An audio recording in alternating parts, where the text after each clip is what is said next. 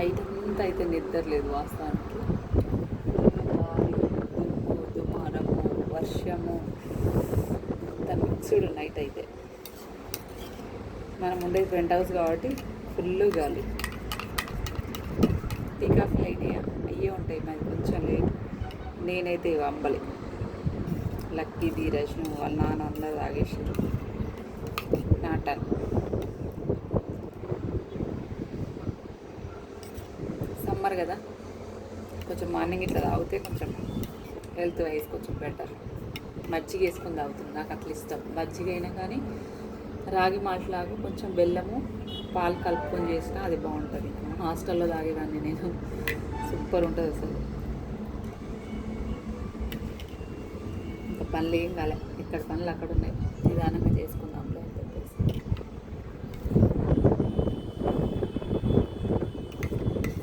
Full గాలి ఇప్పటికైనా, అసలు గాలి ఏం మాత్రం తగ్గలేదు, అంత విపరీతంగా ఉంది గాలి అయితే. నాకు అనిపిస్తుంది ఒక్కోసారి గాల్లో ఎక్కడ ఎగిరిపోతాం అన్నట్టుంది వాతావరణం అయితే. అమ్మా భయంకరంగా ఉంది నైట్ అయితే.